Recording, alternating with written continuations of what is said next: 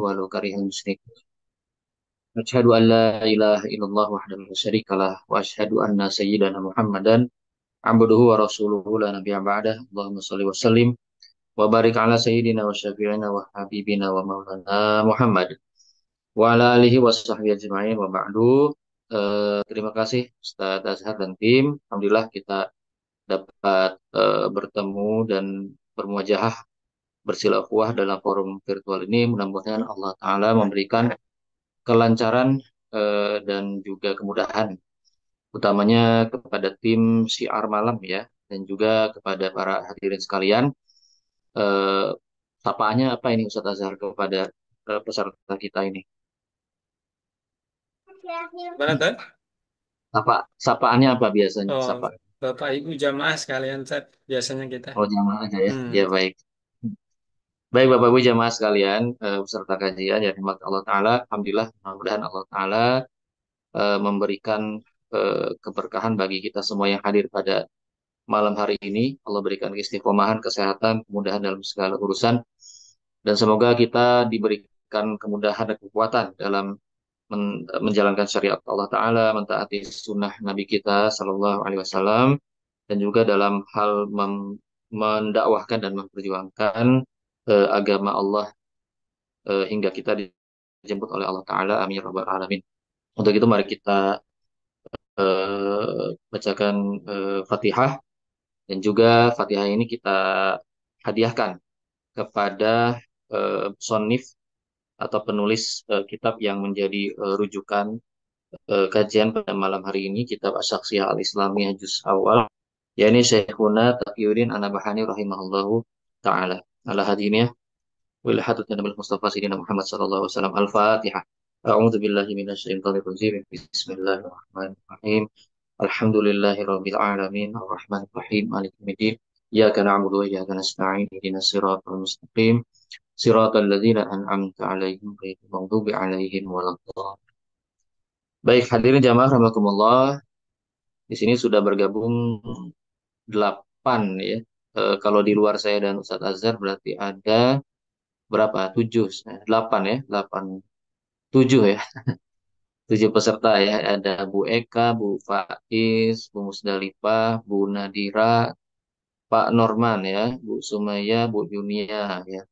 Alhamdulillah didominasi ibu-ibu ya. Barakallahu fikum. Mudah-mudahan Allah berikan kemudahan dan kefakihan, kepahaman eh, sebagai apa ganjaran dari upaya kita untuk menuntut ilmu. Amin ya rabbal alamin. Jadi kajian ini sudah tertunda 1 tahun ya Ustadz Azhar ya. 1 tahun ya, cukup lama.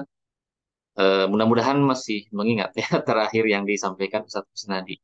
Tapi nggak apa-apa, kita mungkin sambil review aja. Jadi kalau nanti di dalam penyampaian di tengah-tengah ada apa, ada yang mungkin lupa atau perlu disampaikan ulang apa pengertiannya, mungkin nanti kita bisa sambil sambil disampaikan ya. Jadi tidak perlu kita terburu-buru atau mengejar target, tapi yang penting adalah kepahaman ya.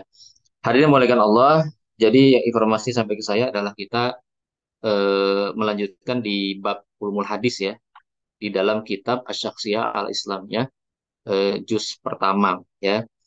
Secara umum apa yang disampaikan oleh Syekhuna Taqiyuddin An-Nabhani rahimahullah taala dalam bab tersebut itu tidak jauh berbeda dengan para ulama lain yang muktabar dalam soal ulumul hadis ya. Tidak jauh berbeda. Nah, ada beberapa istilah yang itu juga diakui oleh ulama lainnya. Dan insya Allah pada malam hari ini kita masuk ke dalam pembagian hadis ahad ya, pembagian hadis ahad. Dan memang ini mensyaratkan maklumat dari bab sebelumnya ya, tentang apa? Tentang ilmu hadis, ada tentang marfu maupun seterusnya. Tapi nggak apa-apa. Jadi nanti kita sambil coba ini juga ya, kita coba mereview dari bab sebelumnya. Baik, ini saya sudah bisa share screen ya, saya coba ya.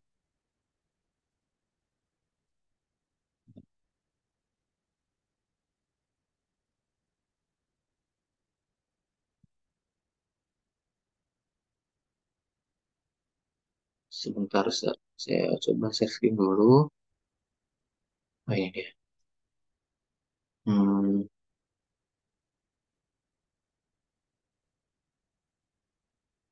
oke.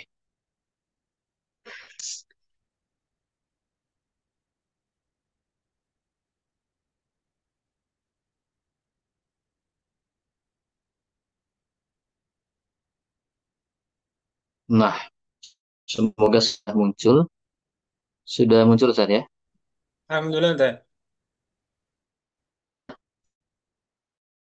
Baik, Bismillah. Hadirin jamaah yang dimuliakan Allah. Kita akan membahas pembahasan pertama Khobaril Ahad. Pembagian Ahad. Semoga masih ingat ya Ahad itu apa ya. Jadi ada dua klasifikasi berdasarkan jumlah jalur yang sampai kepada kita, yaitu mutawatir, dua hadis ahad. Ya, bedanya apa? Itu dari segi jumlahnya. Kalau mutawatir itu jumlahnya tidak tertentu, ghair muayyannya banyak. Adapun khobar ahad memiliki jumlah jalur yang muayyan gitu karena sedikit ya, gitu. Nah, baik. Jadi itu pembagian besarnya ya, khobar atau hadis dan jumlah jalurnya. Baik, kita masukin Bismillahirrahmanirrahim.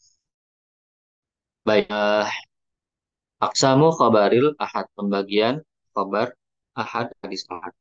Khabarul ahad bi anwa'ihi as-salasa al-gharib al-ashur. Nah, jadi hadis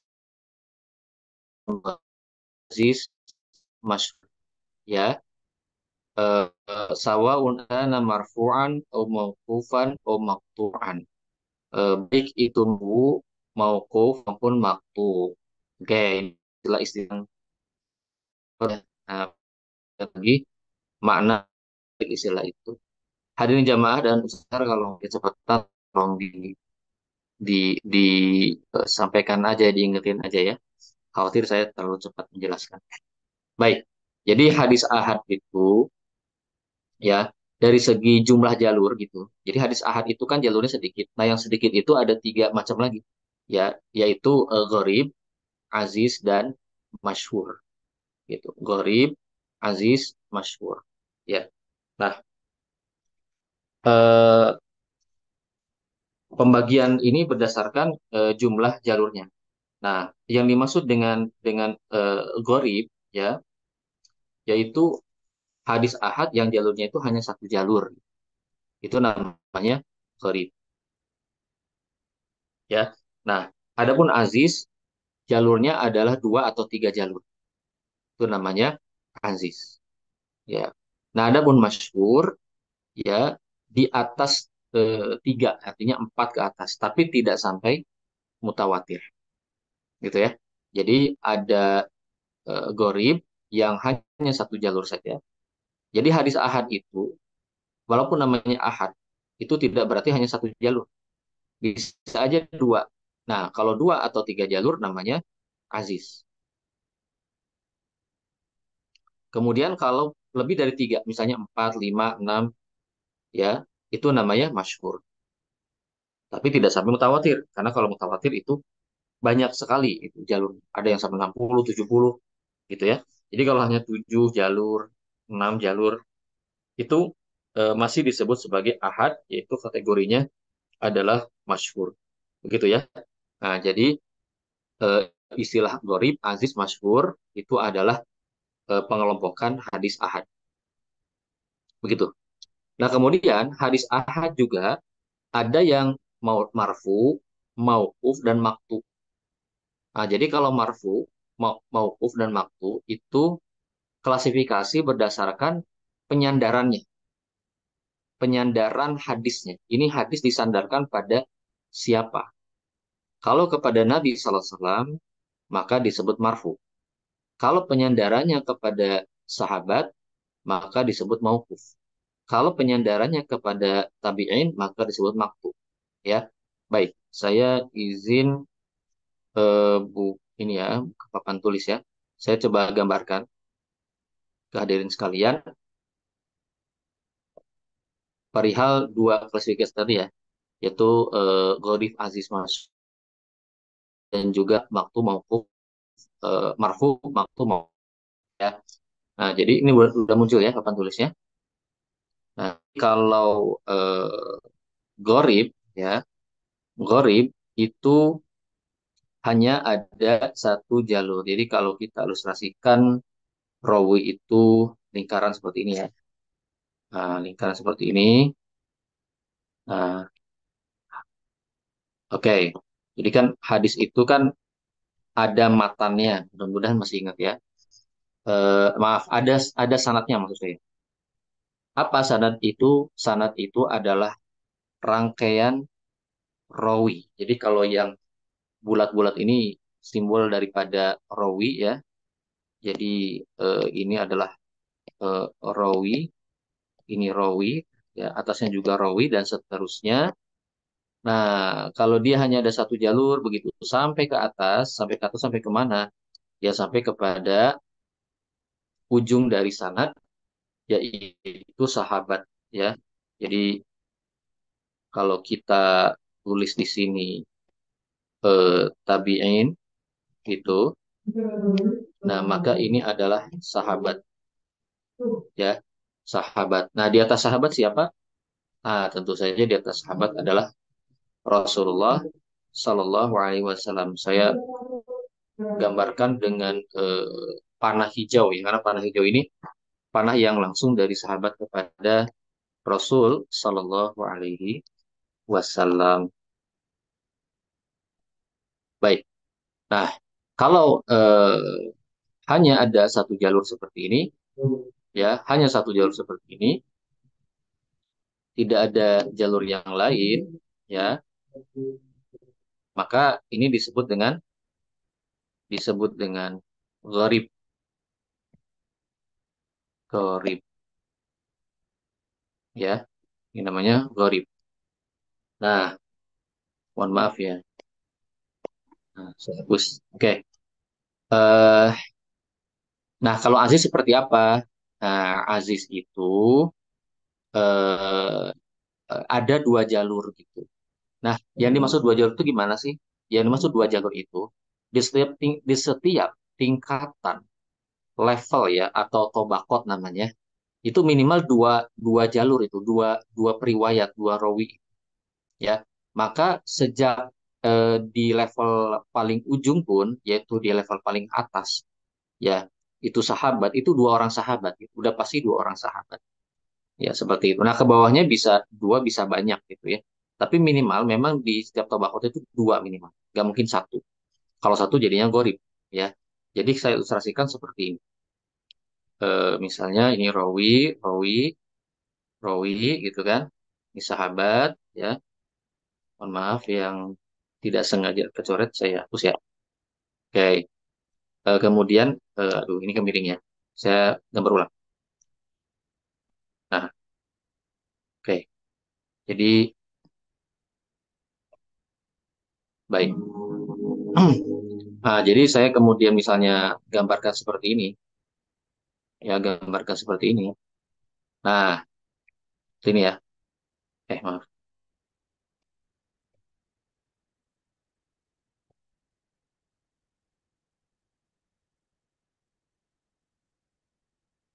Hadirin sekarang kalau ada yang ingin ditanyakan langsung saja ya, boleh ya.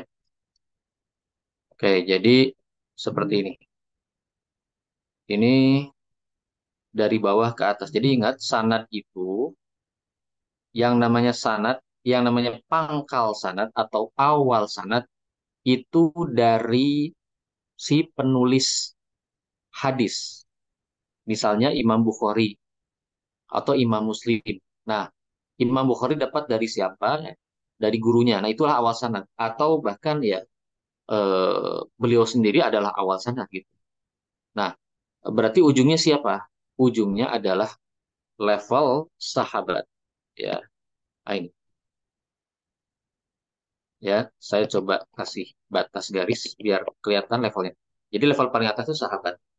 Ya, sahabat itulah ujung dari sanad itu sahabat. Nah, yang dimaksud dengan tadi hadis aziz adalah hadis yang jalurnya itu dua, ya, ataupun tiga gitu, ya. Oke, kalau kita gambarkan dua aja ya. Nah, seperti ini. Yang paling atas ini adalah Rasulullah Shallallahu Alaihi Wasallam. Hapus tadi ya. Rasul Shallallahu Alaihi Wasallam. Langsung hapus lagi. Coba, coba ya.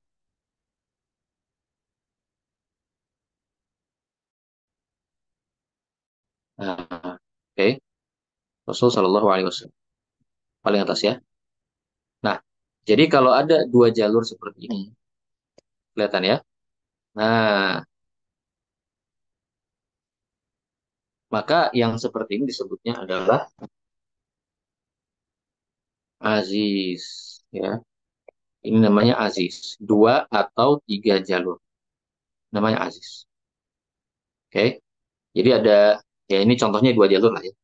Dari rawi, rawi, rawi sampai tabiin, sampai atasnya sahabat, sampai kepada Nabi Shallallahu Alaihi Wasallam. Nah, kalau seperti ini, maka dua jalur seperti ini, ya ini namanya aziz. Sebetulnya nggak mesti pas dua, ke bawahnya dua-dua terus ya. Artinya kalau dua-dua seperti ini kan masing-masing orang muridnya hanya satu gitu. Jadi murid itu ke bawah ya, itu hubungan murid ke bawah. Kalau ke atas kan guru ya, paham ya? Jadi kenapa panahnya ke atas? Karena maksudnya ngambil dari siapa gitu, ya. Dan dalam penyebutan sanad juga, dalam penyebutan sanad dalam sebuah hadis kan dari fulan, an fulan dan seterusnya itu kan eh, dari mulai awalnya itu dari si guru penulis hadis. Nah, baru ke gurunya lagi, ke guru terus sampai ujungnya adalah sahabat kan gitu. Dari segi penyebutan juga seperti itu urutannya gitu ya. Makanya saya panahnya ke atas gitu. Nah, jadi hubungan ke bawah itu murid, hubungan ke atas itu guru. Atau guru dengan murid dalam dalam arti pengambil ini ya, pengambil hadis ya. Belum tentu belajar ya, secara lama, belum tentu, tapi maksudnya adalah dia mengambil hadis dari siapa itu ke atas, panah, searah panah gitu. Kalau dia meriwayatkan hadis ke siapa, maka ke bawah, ya, ke bawah. Berarti dia meriwayatkan hadis ke bawahnya. Tapi kalau ke atas berarti dia mengambil hadis dari atas, gitu. Paham ya? Nah, baik. Jadi nggak mesti ini eh, pas satu orang ya, eh, murid dari setiap rawi bisa aja dua. Misalnya kalau saya ilustrasikan, misalnya seperti ini. Nah, contohnya seperti ini. Oke. Nah, ini sahabat ini punya murid dua orang, tabiin misalnya. Ya, ini kan level sahabat paling atas ya. Nah, ada dua orang tabiin contohnya. Ini juga masih aziz gitu. Ya. Atau misalnya yang sebelah sini juga ada nih di sini misalnya.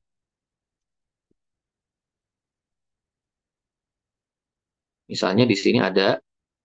Nah, jadi kemudian ini juga sama murid dari sahabat yang ini. Contoh seperti ini. Nah, berarti dalam satu level ini ada empat tabiin. Contoh ini contohnya. Berarti jadi banyak Ustaz, bukan Aziz lagi. Ah, tetap Aziz. Nah, kenapa? Karena yang kita lihat adalah jumlah minimal dalam setiap tabaqat. Kalau minimalnya dua gitu ya, maka Aziz. Walaupun di tabaqat lainnya itu ada empat, lima misalnya nggak masalah. Tapi minimal itu dua. Jadi kita lihat paling sedikitnya itu berapa gitu. Gitu ya. Nah, lebih mudahnya memang lihat di sahabat. Sahabatnya ada berapa yang meriwayatkan dari Rasulullah Shallallahu Alaihi Wasallam. Ada dua, ah, berarti Aziz. Karena ke bawahnya bisa berapa aja. Yang penting di atasnya itu dua. Oke, paham ya? Karena kalau ke bawah umumnya akan bercabang lagi lebih banyak. Umumnya begitu.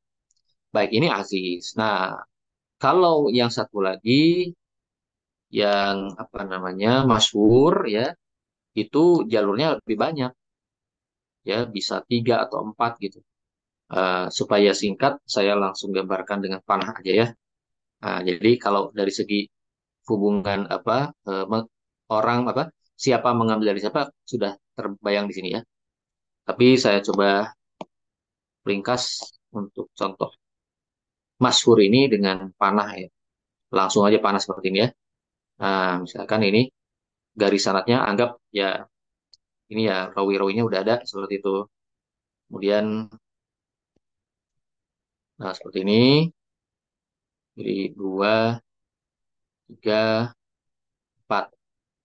Ada empat jalur. Contoh ini ilustrasi saya. Ada empat jalur sanad ya. Nah, begitu. Berarti paling ujungnya itu ada empat setidaknya empat sahabat yang kemudian meriwayatkan dari Rasulullah Shallallahu Alaihi Wasallam.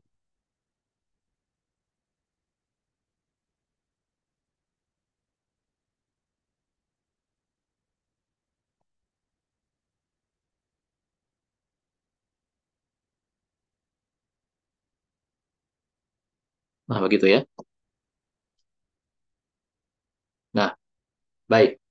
Jika ada empat seperti ini, empat jalur, nah, yang seperti ini disebut dengan masyhur. Masyhur,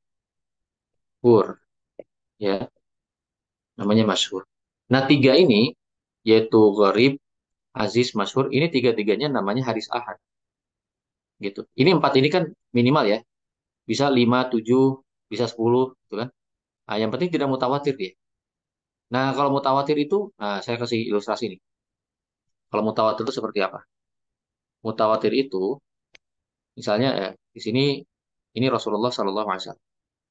Nah, Rasulullah Sallallahu Alaihi Wasallam dalam hadis mutawatir itu kemudian meriwayatkan kepada banyak sahabat. Jadi banyak sahabat yang mendapatkan hadis tersebut dari Rasulullah Sallallahu Alaihi Wasallam. Bahkan hadis mutawatir itu rawinya bisa 70. Nah, seperti ini. Nah, ini saking banyaknya ya. Nah, jadi kalau seperti ini, nih, nah, ini Rasulullah Sallallahu Alaihi Wasallam meriwayatkan hadis kepada banyak sahabat. Nah, 70 orang misalnya. Maka yang seperti ini disebut mutawatir. Coba bisa kita bayangkan ya, atau bayangkan dari sahabat, ya ini kan berarti ada orangnya. Ya, tiap panah ada orangnya, tentu namanya ya sahabat ya.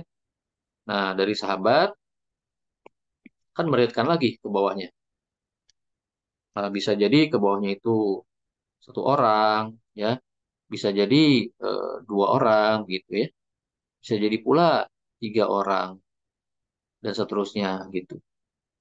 Nah, di sini ada tabiin di bawahnya, ya. Nah, ini ilustrasi seterusnya yang bawah, yang semuanya juga sama gitu ya, meriwayatkan kepada yang lainnya di bawahnya atau murid-muridnya. Nah, misalnya dari tabiin berkembang lagi jadi dua orang gitu, atau satu orang, ya, atau tiga orang. Jadi penyebarannya sangat meluas, sangat meluas. Ini disebut dengan mutawatir, ya. Saking banyaknya sahabat yang meriwayatkan. Karena ingat, hadis itu ada dan teriwayatkan karena ada sahabat yang meriwayatkan, gitu ya. Karena ada sahabat. Ya, betul, hadis itu adalah perkataan, perbuatan, takrir dan sifat Rasulullah SAW, tapi tidaklah dia menjadi hadis yang sampai kepada mudawin hadis seperti Imam Bukhari dan Muslim, kecuali karena sahabatlah yang meriwayatkan. Karena itu hadis itu sebetulnya ya, hadis itu ya penuturan sahabat gitu. Itu yang dinamakan dengan hadis. Ya, penuturan sahabat. Ya, entah penuturan tentang perkataan Nabi, perbuatan Nabi Sallallahu Alaihi Wasallam, ataupun diamnya Nabi Sallallahu Alaihi Wasallam, ataupun apa namanya sifat Nabi. Kalau sifat Nabi itu berarti deskripsinya Nabi ya Sallallahu Alaihi Wasallam. Baik.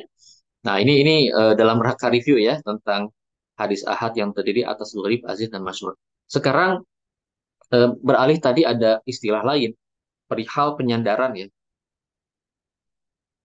Maksud penyandaran ini adalah kepada siapa hadis itu disandarkan. Ini hadis milik siapa gitu ya. Nah, eh, maka ada istilah tadi marfu, mauquf, dan maktu. Oke, ingat kalau kita lihat nih ya, kita lihat eh, level-level hadis ya. Hadis itu kan anfulan, anfulan, anfulan, atau hadasana fulan, hadasana fulan. Jadi dari fulan terus sampai atas itu ketemu dengan maaf, kok ke sini? Hmm, mana ya tadi?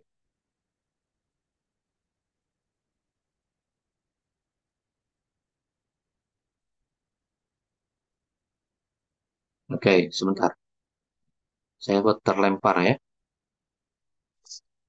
Terlempar ini papan tulisnya. Masih Ustadz, masih bisa Masih kak? dilihat.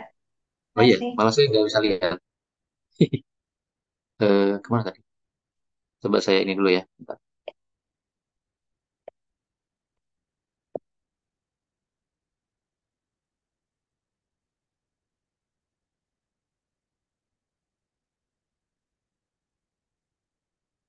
Oh iya, oke.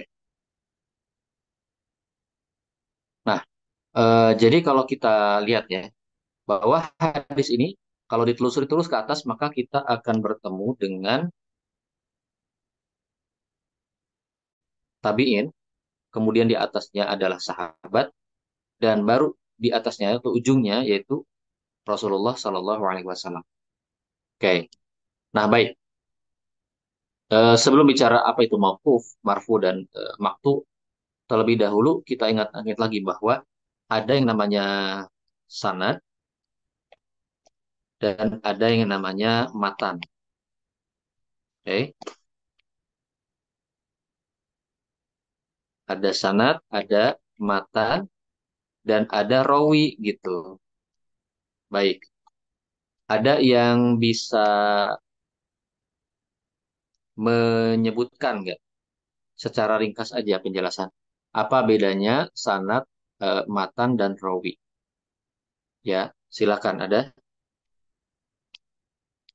sanad, matan, rawi. Oke, ada yang bisa menyampaikan sedikit bedanya atau pengertiannya apa? Silakan. Sanad, sanad itu rantai periwayatannya, Oke, kalau matan, isinya. baik. Kalau rawi, Rawi orangnya. orang yang meriwayatkan. Baik. Meriwayatkan. Jadi matan itu adalah ujung daripada sanad. Nah, itu namanya matan. Ya. Jadi kalau dalam hadis itu kan ada sanad yang disebutkan, yaitu betul tadi sanad itu silsilatul rijal atau rantai rijal, rantai rawi. Rijal itu kata lainnya rawi ya. Rantai rijal, rantai rawi, nah itu namanya sanad. Kemudian di ujung sanad, di ujung penulisan sanad, misalnya ada qala Rasulullah Shallallahu Alaihi Wasallam. Apa yang tertera setelah qala siapapun, qala dalam sebuah khobar, maka tertera di adalah namanya matan, gitu ya. Nah, oke. Sekarang kalau kita bicara marfu, kita bicara marfu, kemudian eh, mauquf dan apa namanya maktu, maka kita bicara matannya ini matan yang disandarkan pada siapa, ya, disandarkan pada siapa. Oke, kalau yang namanya marfu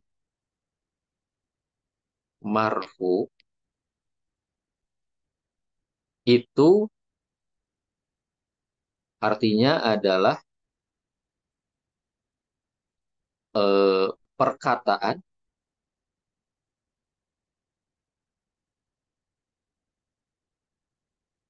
perbuatan,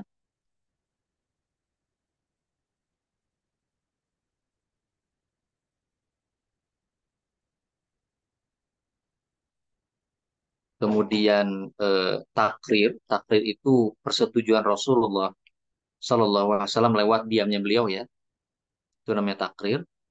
Ataupun sifat. Sifat itu artinya deskripsi ya. Nabi Shallallahu Alaihi Wasallam tingginya tidak terlalu tinggi, tidak terlalu pendek, kulitnya tidak terlalu terang, tidak terlalu gelap. Itu namanya sifat. Namanya sifat gitu ya. Ada kalau mau baca di kitab Syama'il Muhammadiyah di situ dijelaskan sifat Nabi Shallallahu Alaihi Wasallam. Nah, dalam bahasa ilmu hadis sifat ini masuk. Tapi dalam bahasa usul fikih sifat nggak masuk. Kenapa? Karena sifat itu tidak bisa dijadikan landasan hukum. Misalnya Nabi Sallallahu Alaihi Wasallam itu dalam sifatnya dalam hadis rambutnya gondrong gitu ya. Maaf, rambutnya sampai bahu gitu. Rambutnya sampai bahu. Nah, apakah dengan demikian rambut sebahu itu sunnah? Nanti dulu. Ada nggak penguatnya perkataan misalnya apa ya perbuatan atau perkataan yang menguatkan itu, memerintahkan itu? Ya kan kan nggak ada gitu ya. Atau yang menjelaskan keutamaan rambut panjang, ya, nggak ada juga. Jadi itu hal yang sifatnya jibiliah saja, manusiawi saja gitu, bukan menjadi ajaran, bukan menjadi syariat gitu ya. Nah, makanya dalam usul fikih sifat itu nggak masuk dalam landasan ya, gitu. Jadi hanya tiga perkataan, perbuatan, takrir dalam usul fikih ya.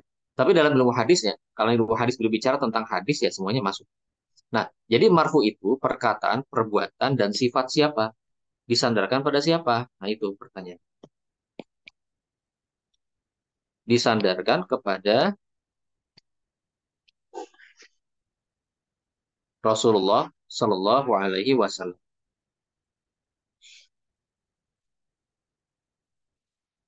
Rasulullah Shallallahu Alaihi Wasallam. Ya, itu namanya marfu. Oke. Sekarang yang kedua. Yang kedua itu namanya mauquf. Mauquf. Hah? Mauquf.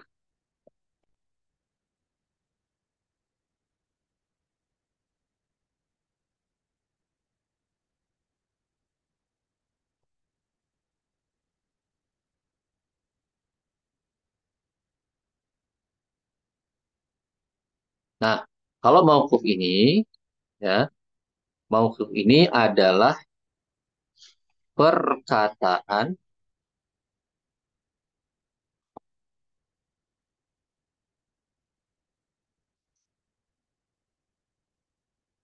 perkataan itu ya ucapan sama aja. Kemudian em, ya perbuatan juga bisa.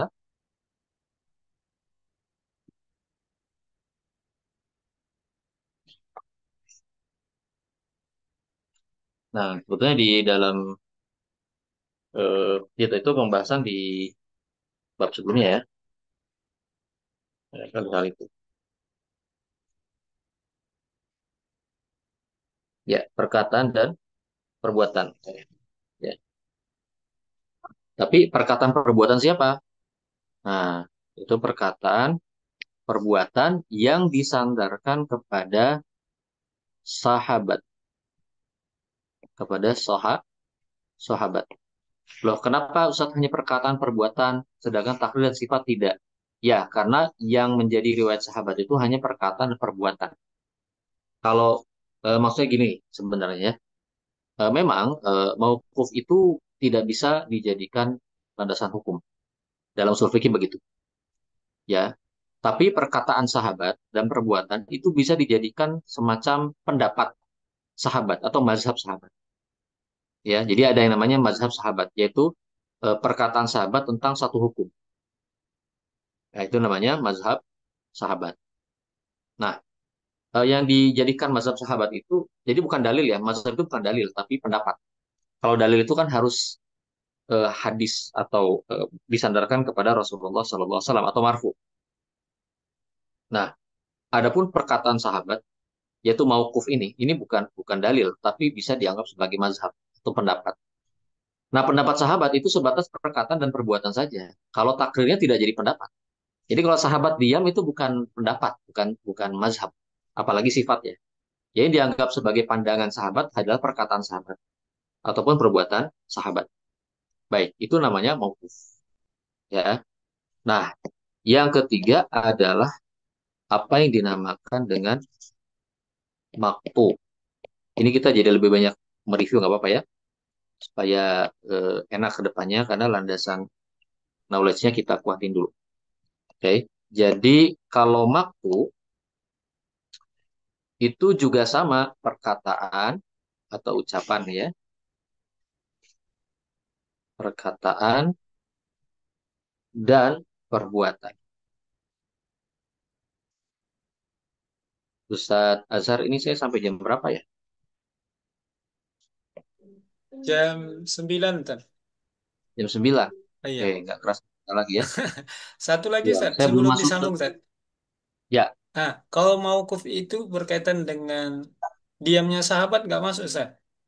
nggak masuk, nggak masuk. Karena diamnya sahabat itu tidak bisa diartikan apa-apa. Beda dengan diamnya Nabi ya. Nah, diamnya Nabi Shallallahu Alaihi Wasallam terhadap suatu kejadian atau suatu perbuatan yang diketahui oleh Nabi Shallallahu Alaihi Wasallam atau terjadi di depan Nabi Shallallahu Alaihi Wasallam itu jadi dalil gitu. Berarti boleh gitu. Nah, itu namanya diamnya Nabi. Tapi kalau diam itu jadi dalil, Eh, ya. ada korelasi nggak Ustadz nanti mauquf ini dengan ijma? Oh, beda. Kalau Beda. ijma tuh begini. Ijma tuh gini, ketika ada seorang seorang sahabat menyampaikan satu pendapat ya, kemudian yang lain itu diam. Itu namanya ijma sukuti gitu. Jadi diamnya itu artinya menyepakati satu pendapat gitu, bukan satu kejadian ya. Jadi bukan menghukumi satu kejadian, tapi satu pendapat yang dikemukakan sahabat, yang lain tidak ada yang menyangkal. Itu namanya ijma sukuti. Ijma karena semuanya itu diam gitu. Ya, begitu Ustaz. Ada lagi? Di kolom komentar ada pertanyaan ini Ustadz. Sebelum Ya, disambung Ustadz ya. Nah, ya, mauquf ini sama dengan atar sahabat Ustadz? betul, betul. Ah, oke, Mauquf itu adalah alhamdulillah. atas itu. Sudah Ya, terjawab ya itu Ibu asar ya. Musdalifah. Hmm. Ya, betul. Misalnya asarnya Umar, nah itu berarti mauquf itu. Jadi artinya dia itu tidak sampai kepada Nabi Sallallahu Alaihi Wasallam, tapi hanya perkataan sahabat. Itu namanya mauquf.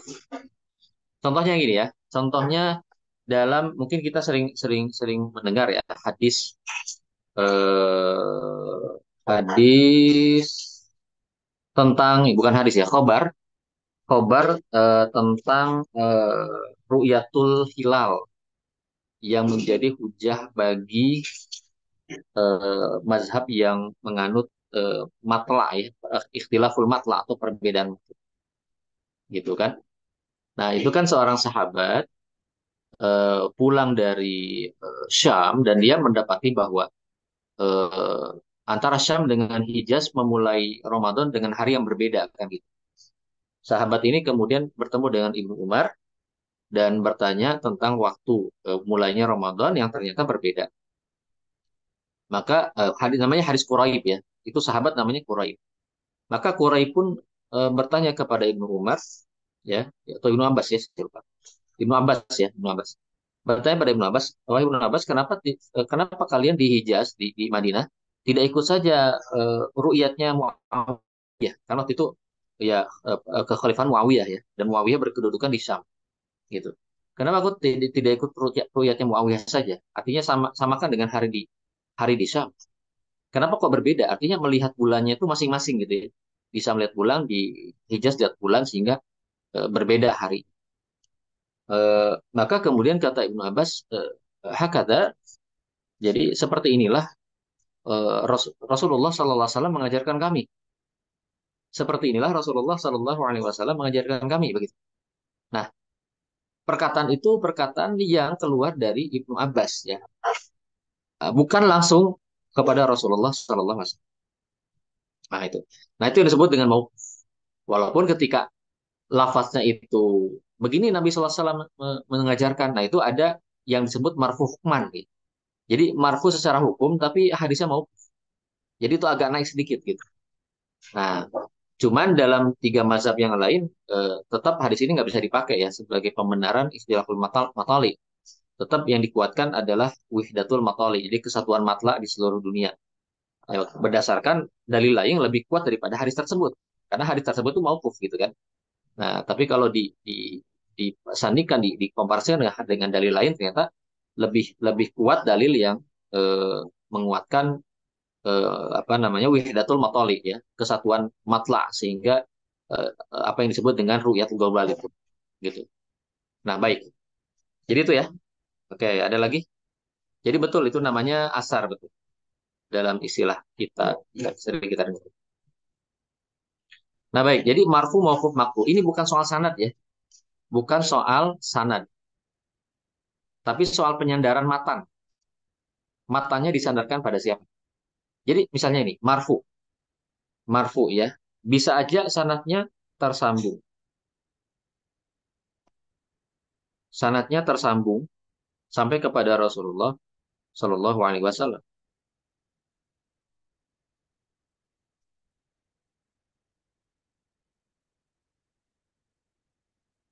Misalnya gini. Jadi kalau sanatnya misalnya ya nyambung eh, sampai kepada Rasulullah SAW, dia melewati tabiin, tabiin, kemudian melewati sahabat, ya. Jadi sahabat mengatakan qala Rasulullah Shallallahu Alaihi Wasallam. Ini Rasul Shallallahu Alaihi Wasallam di sini. Itu. Nah, bisa saja sanatnya itu terputus ya di sahabat. Misalnya sahabatnya tidak disebutkan. Jadi dari tabiin nih, ya, langsung disandarkan kepada Rasulullah Shallallahu Alaihi Wasallam. Apakah bisa? Bisa, namanya hadis mursal. Jadi sahabatnya dilewat dari tabiin langsung ke Rasulullah Shallallahu Alaihi Wasallam. Nah, saya ilustrasikan dengan warna hijau muda di sini. Artinya ada sahabat tapi tidak disebutkan. Ya, dari tabiin langsung ke Rasulullah SAW. Jadi tabiin mengatakan kalau Rasulullah SAW bisa, apakah bisa? Bisa aja. Apakah berarti tabiin mendengar langsung dari Nabi SAW? Tentu tidak, karena tabiin itu tidak pernah ketemu dengan Nabi SAW. Namanya juga tabiin. Kalau ketemu Nabi namanya sahabat, gitu kan? Nah, jadi kok bisa tabiin mengatakan kalau Nabi SAW? Ya, berarti dia tidak menyebut sahabat yang menjadi tempat dia mengambil riwayat itu, gitu. Dilompat nama sahabat. Nah, jadi sahabatnya ada, cuma tidak disebut. Nah, itu namanya mursal. Nah, hadis mursal itu kalau redaksinya adalah qala Nabi sallallahu alaihi wasallam, maka itu marfu juga. Itu marfu. Jadi marfu bukan soal sanad, tapi soal matanya pada siapa, ya. Nah, tapi kalau sanadnya tersambung semua, itu marfu plus mutasil namanya musnad. Jadi dua keutamaan dia marfu dan juga mutasil. Gitu ya. Jadi ini soal soal matan ya. Artinya kalau kemudian marfu itu berarti dia memang dalil ya. Karena perkataan Nabi kan atau perbuatan Nabi SAW. Terlepas tadi sanadnya itu apakah nyambung atau terputus itu hal lain ya. Kekuatan sanad itu hal lain. Jadi sanad yang mutasil, munqati itu pembahasan nanti berikutnya kita akan bahas. Ya, itu hal lain. Tapi kalau apa namanya disandarkan pada Nabi itu soal soal mata. Nah, baik. Jadi nanti dalil itu kan ada dalil yang kuat, ada yang lemah kan. Nanti kita bahas. Ada yang sahih, ada sahsan, dhaif ya. Seperti itu. Itu semua dalil. Cuman ada dalil yang kuat, ada dalil yang lemah. Nah, mauquf itu kan hanya berhenti di sahabat. Matannya ya, perkataan sahabat. Itu mau. Nah, berarti kalau demikian, mauquf itu bukan bukan dalil ya. Tidak bisa disebut dalil dan juga maqtu juga tidak bisa disebut dalil bahkan lebih lemah dari mauquf. Nah, bedanya tadi kalau perkataan sahabat, pendapat sahabat, kemudian jadi ijma, namanya ijma sahabat. Nah, itu baru jadi dalil. Kalau ijma sahabat, ya, nah, itu bedanya. Nah, ijma sahabat itu memang bukan dalil utama karena dia adalah dalil yang ditunjukkan. Madalla Al-Quran wa Sunnah. Jadi dalil yang ditunjukkan oleh sumber utama itu Al-Quran dan Sunnah. Ya, ijma itu ya.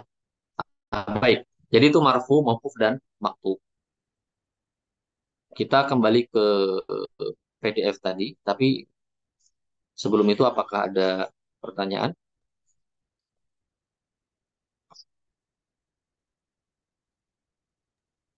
Belum ada. Lanjut. Lanjut ya. Baik. Tapi waktu kita gimana Ustaz Azhar? Habis nggak? Masih ada waktunya Ustaz? Pak, masih cukup, Tan. Berapa Monggo, menit Tan. lagi?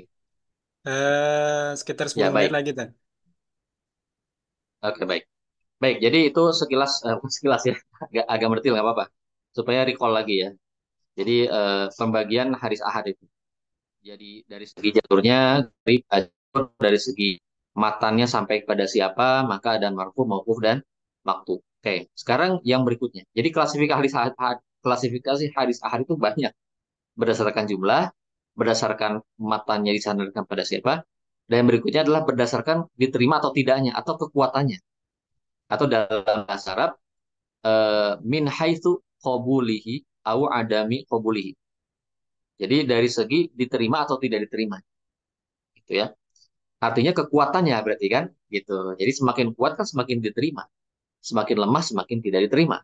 Nah, dalam konteks tersebut hadis ahad terbagi tiga, yaitu sahih, hasan, dan dhaif. Nah, ini kalau ini mungkin familiar sekali ya. Karena memang inilah intinya pembelajaran hadis itu ingin tahu aja mana sahih, mana hasan, mana dhaif begitu. Membagi tiga itu. Kepentingannya adalah agar kita tahu mana hadis yang bisa diamalkan dan mana yang tidak. Nah, jadi pembagian sahih, hasan, dan dhaif itu hanya untuk hadis ahad. Lah kalau mutawatir gimana Ustaz? Kalau mutawatir semuanya sahih gitu. Mutawatir ya, nggak ada hasan, nggak ada dhaif. Ya, jadi kalau mutawatir itu ya dia itu eh, memang tidak mungkin dhaif, tidak mungkin hasan karena banyaknya riwayat maka sahih gitu. Tapi kalau hadis ahad bisa sahih, bisa tidak. Nah, gitu ya. Baik, kita lanjut. Apa itu sahih? As-sahih huwa al-hadis alladhi yattasilu isnaduhu binaqlil adli dhabit anil adli dhabit ila muntahahu. Hadis sahih adalah hadis yang sanadnya bersambung melalui perawi yang adil dan dhabit. Ya, adil itu apa? Adil itu nanti itu dalam kita kalau bahas adil dan dhabit secara rinci nanti di bagian jarh wa ta'dil ya. Intinya kalau adil itu tidak fasik gitu dan terjaga muruahnya. Jadi adil itu soal apa namanya? Integritas karakter dirinya gitu. Makanya kalau ada rawi yang misalnya diketahui senang berbohong, itu gugur keadilannya tuh. Karena hadisnya bisa jadi dia menjadi matruk atau maudhu gitu. Nah, jadi keadilan itu integritas seseorang ya, jujurnya dia gitu kan. Tidak fasik, tidak apa tidak jatuh muruahnya. Itu adil namanya ya. Kemudian yang kedua sahih apa namanya rawinya itu dhabit itu mengacu kepada kekuatan mesin hafalannya itu otaknya ya. Artinya apakah ingatannya bagus atau tidak, validkah yang dia sampaikan atau ada reduksi dan distorsi gitu ya. Itu namanya kedhabitan ya. Nah, kemudian anil adil dhabit ila mutahat terus. Jadi semua perawinya harus adil dan dhabit ya dari awal sampai ujung sanad. Berikutnya adalah tidak sas, tidak ganjil, dan tidak memiliki ilah cacat yang tersembunyi. Ya, nah itu yang dinamakan hadis hadis sahih. Oke, baik. Jadi hari mulaikan Allah. Kalau kita ilustrasikan, ya, nah, izin buka lagi papan tulisnya. Jadi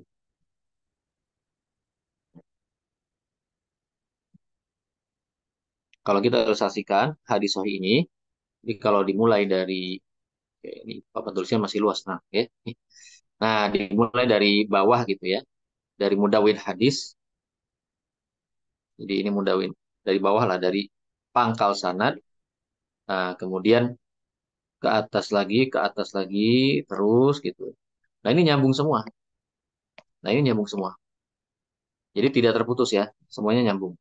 Nah, kalau semuanya nyambung seperti ini, jadi syarat pertama itu terpenuhi. Apa itu syarat pertama? Yaitu mutasil. Maaf,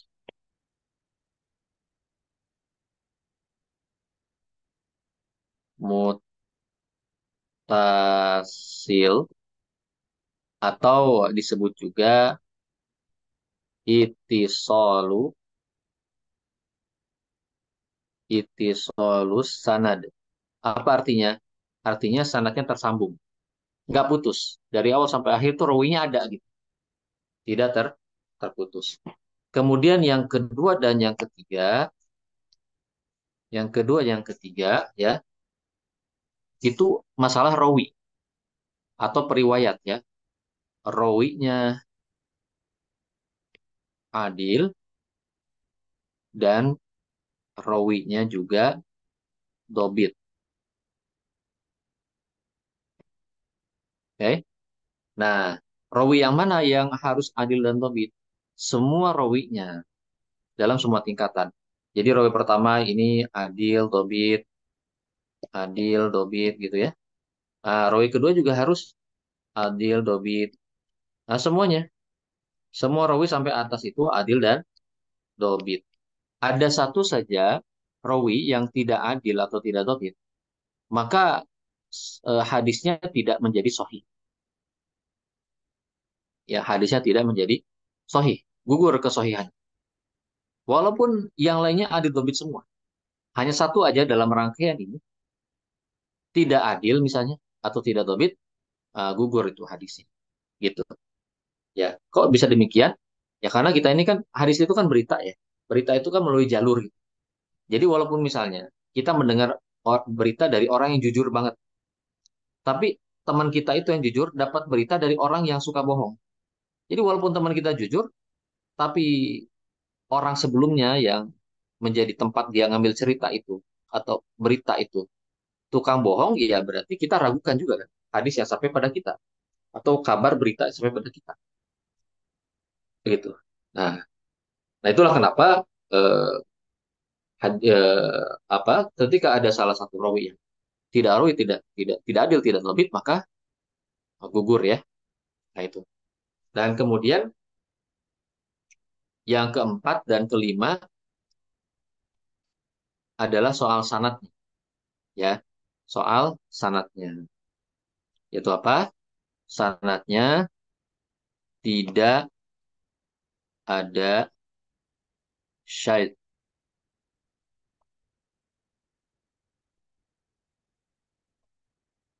ya. Dan yang berikutnya tidak ada ilat. Apa syait itu? Syait itu adalah ketika sanad hadis ini bertentangan dengan sanad hadis lain yang lebih sikoh. Bertentangan ya.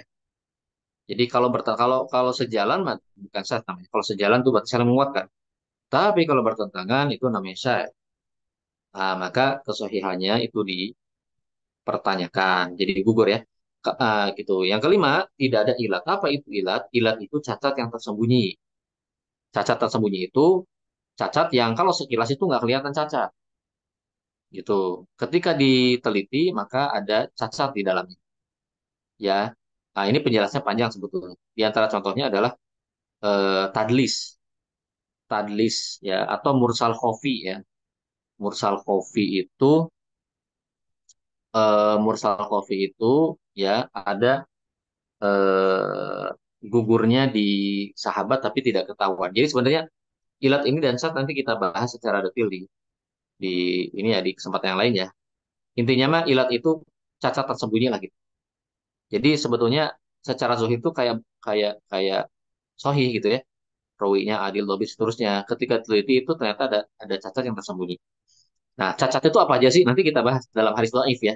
Apa itu cacat gitu ya? Cacat pada apa? Nanti kita bahas di hadis dhaif gitu. Nah, jadi eh, hanya para ini aja ulama hadis yang bisa meneliti. Oh, ternyata ini ada cacat. Zohirnya tidak cacat gitu ya. Nah, kalau saya tadi bertentangan dengan sanad lain yang berbeda gitu. Dan sanad lain itu lebih sirkoh. Nah, berarti gugur sanadnya gitu ya. Nah, jadi inilah 5 syarat hadis sahih. 5 syarat hadis sahih. Salah satu saja sanatnya hilang, maaf, salah satunya syaratnya hilang, maka tidak lagi sahih.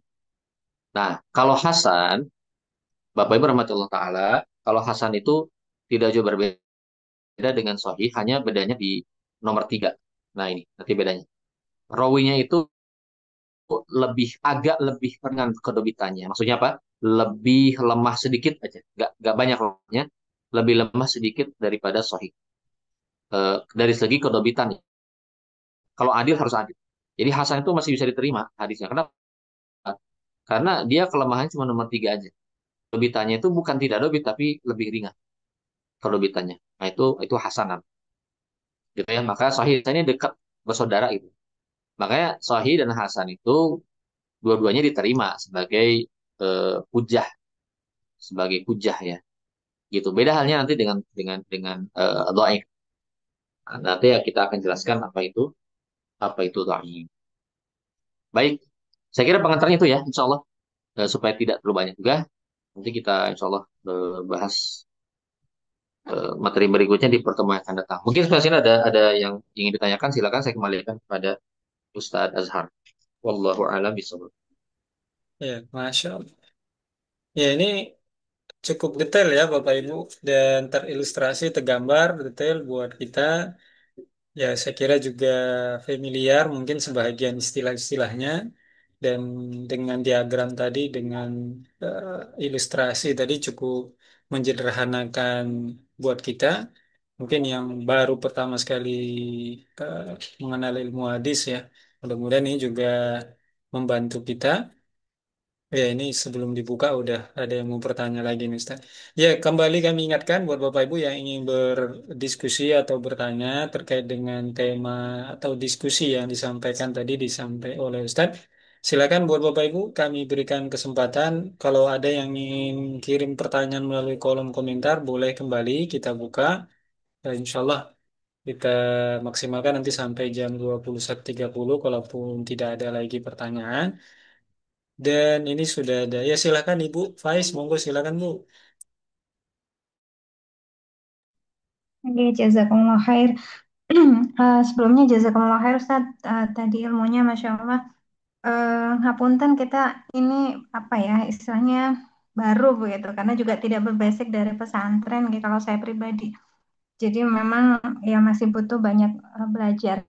Tapi tadi alhamdulillah Masya Allah dapat banyak apa namanya yang yang jadi paham kemarin-kemarin masih masih samar tidak paham.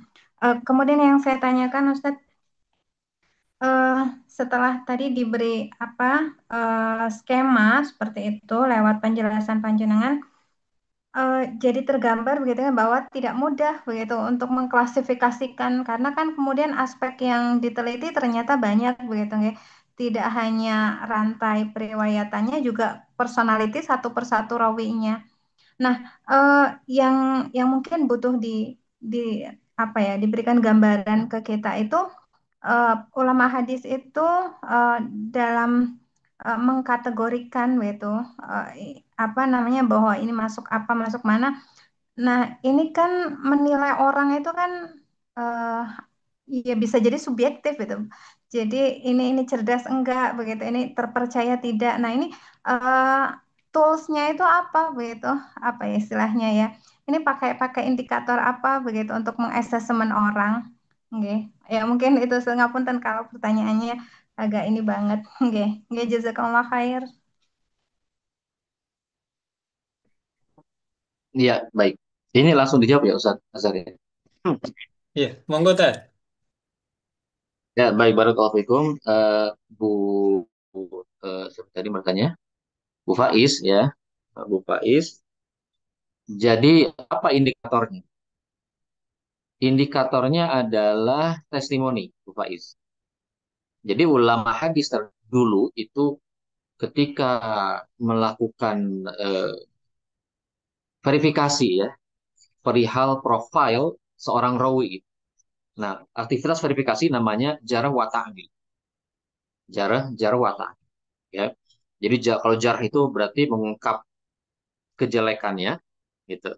Kalau ta'dil berarti mengungkap kebaikannya gitu ya. Seperti itu. Nah, jadi kalau kita mengenal ungkapan unzur maqala wala tanzur man qala gitu ya. Lihat yang disampaikan dan jangan lihat siapa yang kan. Nah, itu nasihat itu saja. Nasihat mau izoh, tausiah yang sifatnya umum, ungkapan itu bisa digunakan. Tapi dalam soal validitas atau verifikasi khobar, berita, ataupun keilmuan yang sifatnya spesifik, maka harus unsur mankola, harus lihat siapa yang menyampaikan. Itu harus lihat. siapa yang menyampaikan gitu ya. Nah, apalagi terlebih dalam khobar ya atau hadis karena kita ini sedang menyeleksi mana hadis yang bisa diterima sebagai hadis dari Nabi SAW dan mana yang tidak. Karenanya dilihat adalah siapa orangnya gitu kan. Siapa yang menyampaikan berita. Nah, jadi ungkapan unjur maqala wala tanzur man dalam hal ini tidak bisa digunakan karena yang kita cek adalah siapa yang menyampaikan berita. Nah, ilmu seperti itu namanya jarh wa ta'dil. Nah, para ulama hadis melakukan itu. Apa indikator menilai oh orang ini adil ya, rawi ini adil, rawi ini dobit, atau rawi ini justru lemah, dia doif ya. Kenapa? Misalkan tidak adil, suka bohong misalnya rawi ini, atau rawi ini ingatannya ini lemah gitu, sering salah kalau menyampaikan hadis. Nah, gitu ya. Nah, siapa atau apa yang menjadi indikator? Yaitu testimoni. Testimoni siapa? Testimoni orang-orang sekitar yang mengetahui dia. Kalau seseorang itu bergelut dalam ilmu atau bergelut dalam periwayatan hadis, itu pasti ada teman-temannya gitu, orang-orang yang sama-sama bergelut dalam hal tersebut. Jadi misalnya si Fulan, si A, itu ngambil dari gurunya namanya B ya, ngambil hadis. Mesti kan dia itu yang ideal ya, hubungan guru murid yang ideal. Ya, maka kalau dia berguru pada B, maka ada kemungkinan bukan hanya si A ini, ada C, D, E yang juga sama-sama berguru kepada B. Maka ada testimoni, ada dia tuh dikenal oleh orang lain. Maka ada testimoni dari orang-orang sekitar. Makin banyak testimoni ya makin objektif gitu ya. Si Fulan ini gimana orangnya? Ada testimoni. Oh dia tuh orangnya ingatannya bagus. Dia tuh orangnya adil kok. Nggak pernah kita lihat dia itu apa mengumbar kemungkaran misalnya. Dan dia itu orangnya menjaga muruah. Nggak pernah kita lihat orang itu misalnya menongkrong di pinggir jalan. Itu kan menjatuhkan muruah dan seterusnya. Nah, oke diterima nih adil orangnya seperti itu ya. Nah, atau ada yang testimoni orang ini apa suka bohong gitu kalau ngomong itu nggak pernah serius itu pasti bohong-bohong terus gitu ya, misalnya. Nah, tapi ada juga mengatakan orang ini jujur kok gitu. Nah, itu nanti ulama akan menimbang itu yang lebih banyak. Itu ada kaidahnya dalam ilmu jarh wa ta'dil ya. Untuk menimbang kalau orang ini ada testimoni positif, ada testimoni negatif. Gitu. Bagaimana Ustadz kalau nggak ada testimoni sama sekali? Orangnya nggak ada yang kenal gitu misalnya, ya. Orang ini nggak ada yang kenal. Ini siapa? Si Fulan. Menurut kamu gimana si Fulan? Wah, saya nggak kenal siapa orangnya. Menurut kamu gimana? Yang lain ya. Saya nggak tahu juga tuh. Ternyata orang ini nggak ada yang kenal. Terus gimana? Nah, ketika seorang rawi nggak dikenal sama siapapun misalnya, maka itu pun kelemahan dia. Itu jarah juga bagi dia. Jadi nilainya negatif ketika tidak ada yang kenal. Nah, para ulama hadis tidak ambil risiko. Kalau ada rawi yang tidak dikenal, namanya majhul, maka jadi lemah hadisnya. Nggak ambil risiko. Nggak kemudian husnuzon. Oh, mungkin dia orang baik. Nggak bisa. Ya. Mungkin dia orang adil ya, walaupun nggak kenal namanya atau nggak kenal siapa orangnya, nggak ada profilnya, nggak ada database-nya, biodatanya nggak ada. Maka para ulama hadis tidak ambil risiko. Ini berarti hadisnya lemah karena rawinya majhul namanya. Dalam ilmu jarh wa ta'dil disebutnya majhul ketika seseorang rawi itu tidak diketahui siapa dia, identitasnya nggak ada.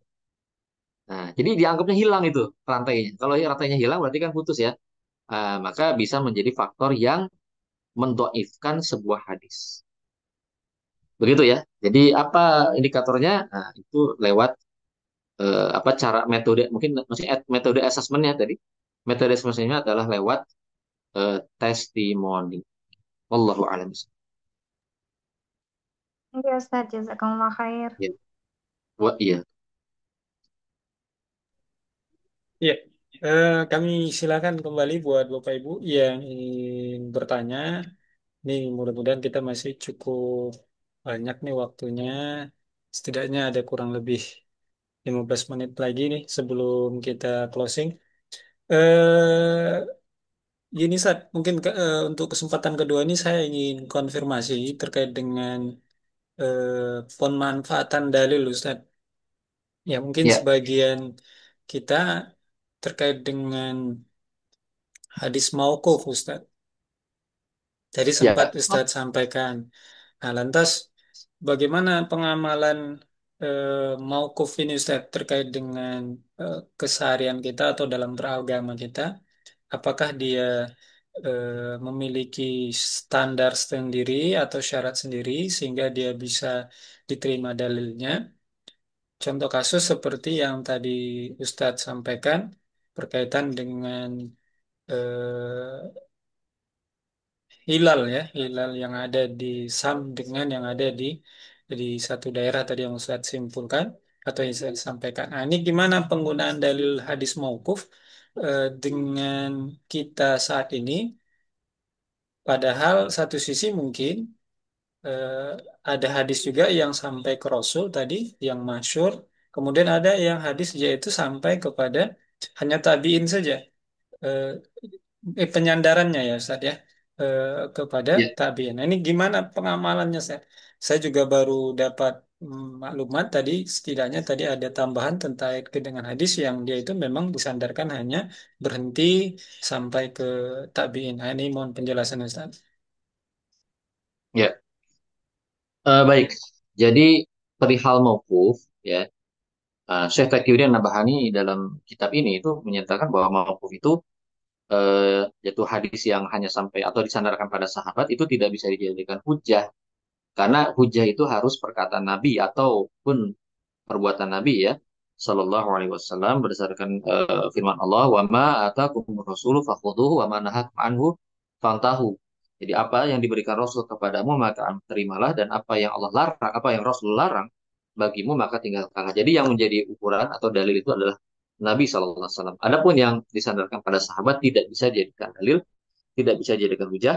Tapi kalau sahabat itu menyampaikan sesuatu, maka itu bisa dianggap sebagai mazhab sahabat atau pendapat sahabat. Maka bagaimana mengamalkannya? Mengamalkannya itu sebagaimana kita bertaklid, ya, sebagaimana kita bertaklid kepada mujtahid gitu. Karena sahabat juga beristihad, ya, Ibnu Abbas itu beristihad, ya, Ibnu Umar itu beristihad. Gitu. Jadi istihadnya boleh kita ambil gitu, sebagaimana kita bertaklid gitu kepada para ulama yang berijtihad gitu. Nah, dan setiap istihad itu pasti ada dalilnya gitu ya. Para ulama, para sahabat beristihad itu ada. Nah, dalilnya itu dari Quran atau Sunnah.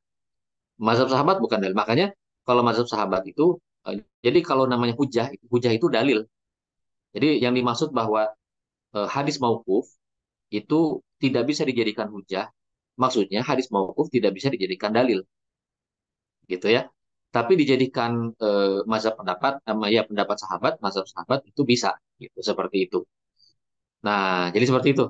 Nah, makanya nanti pertimbangan dalam usul fikih itu akan dilihat mana dalil yang lebih kuat, lebih lemah gitu kan. Dalam hal kita menilai mazhab atau pendapat pun begitu.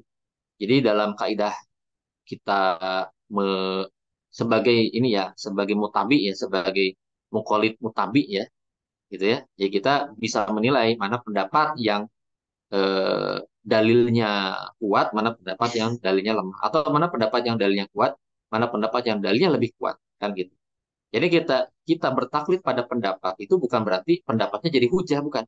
Kita bertaklid pada pendapat atau pada suatu ijtihad ulama atau sahabat itu sebenarnya kita mengikuti dalil yang digunakan oleh pendapat tersebut. Gitu. Karena pada hakikatnya kita ini beramal itu karena dalil, bukan karena pendapat ulama atau sahabat, tapi karena dalil. Gitu ya. Jadi kita bertaklid itu sebenarnya kita mengikuti dalil, gitu ya. Nah, makin kita statusnya ittiba dalam hal taklid, bukan taklid am, kan ada dua ya. Taklid am dan taklid ittiba kan. Nah, kalau kita taklid ittiba atau muqallid mutabi, maka kita bisa menilai juga ini pendapat yang didasarkan pada dalil yang kuat ataupun dalil yang lemah. Nah, itu cara cara memperlakukannya. Jadi intinya hadis mauquf itu dan ditegaskan oleh Syekh An-Nabhani dalam kitab ini, hadis hadis mauquf itu ya bukan hujah itu cara memperlakukannya. Gitu ya. Kalau hujah itu berarti jadi dasar istimbat, itu bedanya. Apa sih bedanya hujah sama bukan hujah? Kalau hujah itu dalil menjadi dasar istimbat. Tapi kalau bukan hujah berarti nggak bisa jadi dasar istimbat, tapi jadi pendapat saja. Ya kita ikuti ya monggo. Itu kita bertaklid kan sebagaimana bertaklid pada apa namanya istihad. Nah gitu kira-kira ya Allah a'lam. Ya, berarti tidak bisa dijadikan sumber hukum berarti Ustadz ya. Ya, ya. Jadi bukan sumber hukum tapi sifatnya lebih kepada apa penggalian dari sumber hukum ya sifat. sebagaimana Jadi, ijtihad. Nah, kaitan dengan tadi hadis Quraib itu memang memang menarik karena para ulama sebagian ada yang memunculkan istilah marfu hukman. Jadi hadis mauquf yang isinya seolah-olah, bukan seolah-olah ya, isinya itu kemudian menceritakan atau mengkaitkan dengan Nabi Shallallahu Alaihi Wasallam, tapi tidak secara langsung menceritakan perbuatan atau perkataan Nabi, bukan faala Nabi Sallallahu Alaihi Wasallam atau qala Nabi Sallallahu bukan, tapi kayak Ibnu Abbas tadi, hakata amarona Nabi Sallallahu Alaihi Wasallam. Beginilah Nabi memerintahkan kami, tapi nggak disebutkan apa perkataan Nabi, nggak ada dalam hadis Qorib itu. Perkataan Nabi tidak disebutkan. Cuman Ibnu Abbas mengatakan begini Nabi mengajarkan kita, ya. Maksudnya Nabi mengajarkan kita begini, lihat lihat bulan masing-masing aja. Antum yang di Syam silakan lihat bulan, saya di Hijaz lihat bulan, bisa beda hari Ramadan. Begini Nabi mengajarkan kita, katanya gitu ya, kata Ibnu Abbas. Tapi nggak dikutip perkataan Nabi yang mana yang dimaksud Ibnu Abbas gitu kan. Nah, artinya di situ ada samar tuh, apakah benar itu perkataan Nabi Sallallahu Alaihi Wasallam mengatakan itu atau itu tafsirannya Ibnu Abbas gitu. Maka karena itu mauquf dan tidak ditemukan hadis yang atau hadis perkataan langsung ya, perkataan Nabi Sallallahu Alaihi Wasallam yang kemudian mengindikasikan ada ajar apa ada perintah untuk apa namanya perbedaan makna, maka bisa dianggap itu adalah pendapatnya Ibnu Abbas artinya tafsiran Ibnu Abbas terhadap perintah Nabi Shallallahu Alaihi Wasallam. Nah, jadi kalau kita anggap bahwa mazhab Syafi'i yang berpendapat ikhtilaful matoli itu ada dalilnya, ya ada, karena mereka beranggapan hadis itu adalah marfu hukman gitu. Artinya secara hukum marfu dia. Artinya Nabi SAW mengajarkan itu, mengajarkan apa? Mengajarkan perbedaan matla, artinya ru'yat lokal gitu, berdasarkan dalil itu. Cuma tiga mazhab yang lain, oh enggak, itu memang oke marfu hukman, tapi itu mauquf bagaimanapun.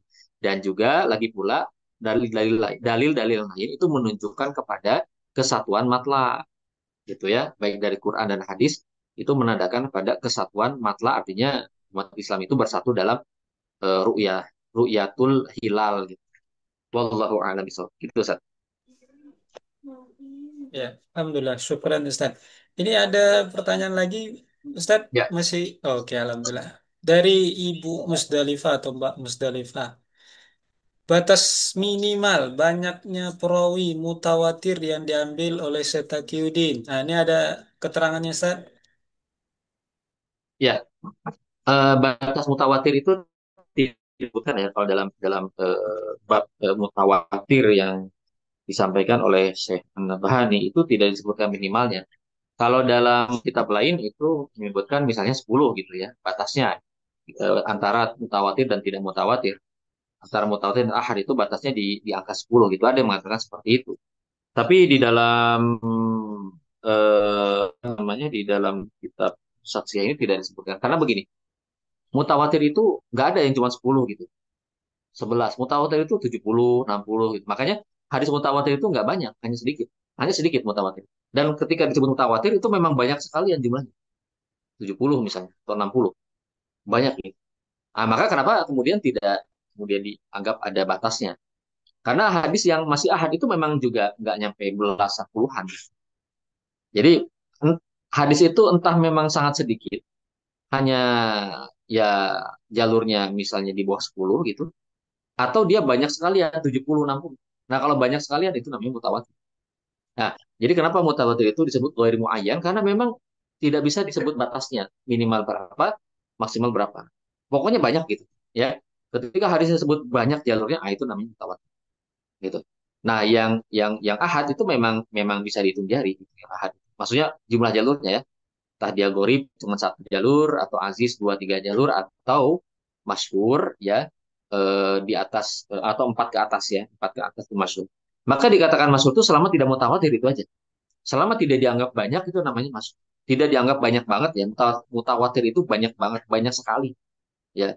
Banyak kali kalau kata orang Medan itu namanya mutawatir. Jadi kalau belum sampai pada tahap banyak kali maka belum mutawatir gitu. Masih namanya masyhur. Itu yang Al-Fakir pembacaan Al-Fakir ya dari penuturan Syekh Taqiyuddin Al-Albani rahimahullah. Wallahu a'lam. Ya, Alhamdulillah. Ini sekarang sudah di 9.25. Mas, Ibu Faiz masih mau bertanya? Ya Ustadz, satu lagi. Oh iya, monggo, monggo, Bu. Nggih, jazakumullah khair.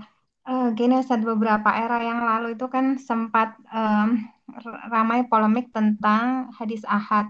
Tapi ketika itu juga masih tidak begitu paham, guys. Jadi juga tidak berani untuk juga apa namanya bicara gitu. Walaupun kemudian di literatur kita ada, tapi kalau tidak paham tuh kan jadi tidak berani juga untuk ikut bicara begitu. Sebenarnya yang dulu itu ramai itu terkait dengan apa namanya siksa kubur begitu, nggih. Nah, em, posisi yang demikian itu hadis tentang siksa kubur yang posisinya hadis ahad eh itu terus kemudian kita itu seperti apa menyikapinya? Maksudnya ketika berdoa gitu, apakah kemudian bisa gitu atau tidak perlu berdoa kan ada doa yang agar kita terhindar dari siksa kubur dan sebagainya itu sebenarnya harus seperti apa begitu? Oke, Nathan, jazakallah khair. Ya, baik. Baik. Hadis ahad tentang siksa kubur ya. Jadi begini, pertama kita meletakkan hadis ahad dan mutawatir dalam konteks dijadikan hujah itu seperti apa. Dan kedua, hujah dalam hal apa gitu ya. Nah, jadi hadis mutawatir jelas menjadi hujah. Baik dalam perkara akidah maupun hukum atau fikih. Sedangkan hadis ahad bisa dijadikan hujah itu dua, yaitu sahih dan hasan. Ya, nah tapi hujahnya tidak bisa dijadikan hujah dalam akidah. Kenapa? Karena kalau tidak mutawatir itu tidak qot'i, dia masih sifatnya zon, ya, sifatnya zonni. Jadi tidak sampai 100% keyakinannya. Karenanya tidak bisa dijadikan dalil akidah. Baik, gitu ya. Jadi dalilnya apa untuk hukum? Nah, maksud dalil akidah itu apa sih? Maksud dalil akidah itu adalah dalil pada pokok akidah, yang artinya ketika itu tidak diyakini ya, apa misalnya seorang manusia atau muslim tidak meyakini hal tersebut, maka eh, bisa mengantarkan pada kekafiran. Misalnya ada orang tidak percaya surga, misalnya tidak percaya adanya neraka hari kiamat, itu dia menjadi murtad. Kenapa? Karena adanya surga hari kiamat itu qot'i, dilalah, jadi penunjukannya qot'i, ya, dan bahkan qot'i yang subut karena dalam Al-Quran. Nah, oke. Okay. Nah, sekarang oke, jadi hadis ahad nggak bisa jadi dalil akidah ya, gitu. Artinya pokok akidah ya. Artinya untuk menentukan iman dan kufur gitu maksudnya ya, iman dan kufur. Bukan berarti tidak bisa menjadi dalil untuk hal yang gaib. Sekali lagi itu beda hal. Adapun menjadi dalil untuk menjadi hal yang gaib bisa, tapi bukan akidah. Nah, itu mohon dibedakan. Artinya begini. Oke, langsung studi kasus ya. Studi kasus tentang siksa kubur. Baik. Siksa kubur itu hadis ahad yang sahih. Oke, sahih dia. Juga bahkan bukan hanya ahad sahih tapi dia mutawatir bil makna. Ya, maksudnya apa? Mutawatir itu ada dua, ada mutawatir lafzi dan ada mutawatir bil makna. Mutawatir lafzi itu lafaznya itu mutawatir gitu, ya.